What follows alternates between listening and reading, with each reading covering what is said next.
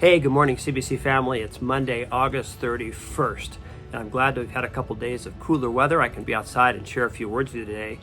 These are our Bible readings from Community Baptist Church, and if you're not aware of it, we're in a series in the Gospel of Mark called Jesus the King. And I heard a story. I don't know if you are like to sail or do boating. I'm not a big water person, but this person said, skilled salesmen and women know how to capture the wind. They don't make the wind, they don't produce it. They're really at the mercy of the wind when they're sailing, but if they put the sail up in the right way, they have movement, right? Which is the whole goal of when you're sailing. And I was thinking about our worship, how God wants to help us grow in our ability to worship, almost in the skillfulness of it. Like, how do we capture the wind of the Spirit? Versus, you may know this experience where you could just show up, or in today's world, if you're not showing up outside for service, but turning on worship, and just sort of like observe or sort of be casual about it. Well, our series, Jesus the King, this week coming up, we're talking about Jesus the King gives rest. And there is in the Bible this term, of course, Sabbath, which is often talked about as the rest, but it also is a quality of our lives, that peacefulness, that focus when we worship. So I'm going to read from Psalm 95 today. And I'm going to do it in three sections. So listen to Psalm 95 as we think about being worshipers. The author says, "Come, let us worship," or it says, "Come, let us sing for joy to the Lord. Let us shout aloud to the rock of our salvation. Let us come before him with thanksgiving and extol him with music and song." And I'll jump ahead to verse 6. "Come, let us bow down in worship. Let us kneel before the Lord our Maker." So first, the psalmist is really clear. This is a command. This is a calling for those who follow the living God to sing, to shout. He gives us some of the mechanics of it, to extol, and then even the issue of bowing down. In fact, that whole idea of worship is to bring our worthiness to God. We bring to him all that we have, for he is worthy. So there's a clear command for followers of God to be worshipers. And then the psalmist actually gives us the reason why, to stop and pause about why we're called to worship. Verse 3, for. Remember, when you see the word for or therefore, because, there's like, pay attention. So be a worshiper, for the Lord is the great God, the great King above all gods. In his hands are the depths of the earth, and the mountain peaks belong to him. The sea is his, for he made it, and his hands form the dry land. And then verse 7, for, there's the word again, for he is our God, we are the people of his pasture, the flock under his care. I'll stop there in the little middle of verse 7. So the reminder about who God is, and even just that reminder, like, we're his sheep. We are guided by him. We are loved by him. Now, I know you probably you've heard these verses before. This is a famous psalm.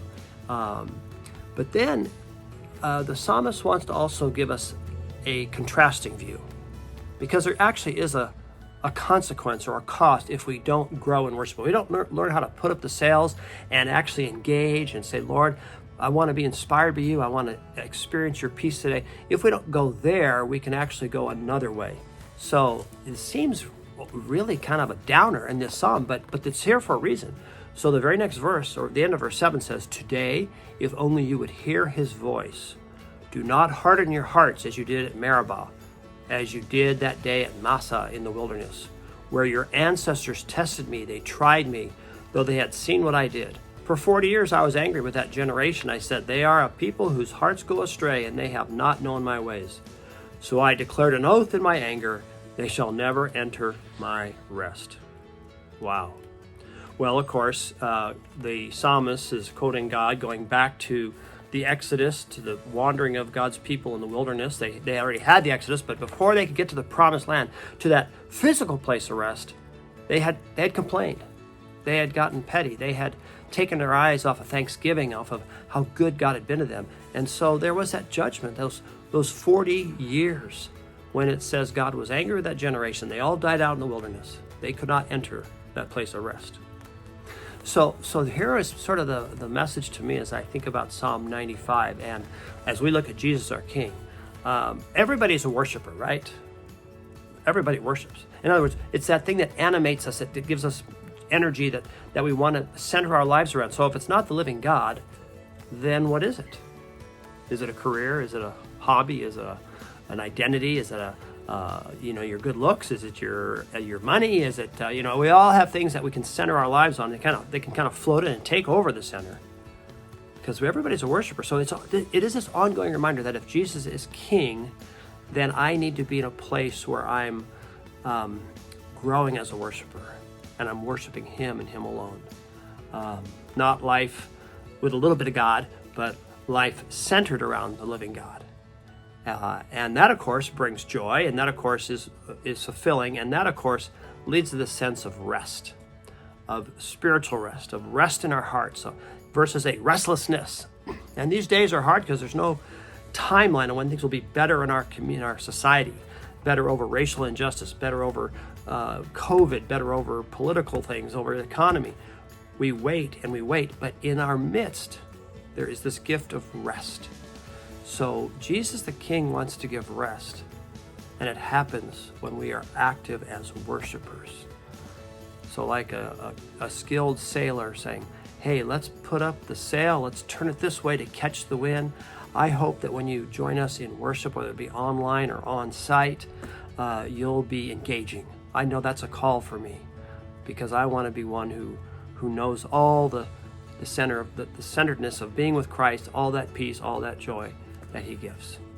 So may this week be a good week, even as you go through each day. Our worship, by the way, is we often think of it as being individual, of course, daily, that is, and it is together. The command actually is, let us sing for joy. Let us do these things. So it requires a community. So each week, each day, may you sense God's presence as you center your life around Him. Have a great day. We will see you soon. God bless.